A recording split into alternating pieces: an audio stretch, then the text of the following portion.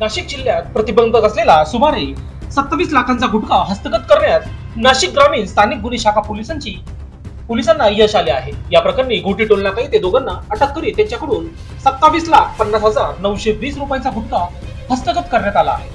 अली हसन गुलाब हुसेन, वय वर्ष 25, राहणार बनिया, खुर्द तालुका बार्शी, जिल्हा सिद्धार्थनगर, उत्तर प्रदेश, हल्ली मुक्काम शिवाजीनगर, ठाणे।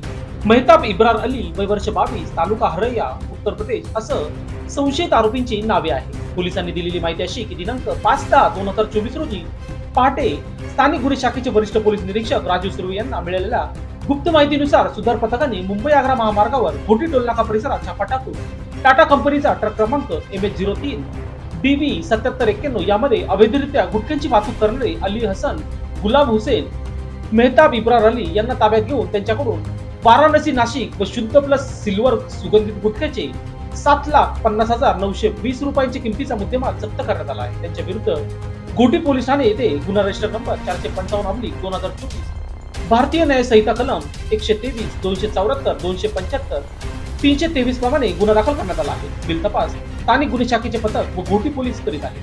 सदरची कारवाई नाशिक ग्रामीण पोलीस अधीक्षक विक्रम देशमाने, अप्पर पोलीस अधीक्षक आदित्य मिरखेलकर यांच्या मार्गदर्शनाखाली स्थानिक गुन्हे शाखेचे वरिष्ठ पोलीस निरीक्षक राजू सुर्वे, संदेश पवार, प्रकाश कासार, विनोद टिळे, प्रदीप बहिरम, हेमंत गिलविले यांनी सदरची कारवाई केली आहे। सदरची कारवाई आणखी जलद गतीने सर्व प्रभारी पोलिसांना सूचना देण्यात आल्या आहेत। लोकशास्त्र न्यूजसाठी बंटी आढाव, घोटी।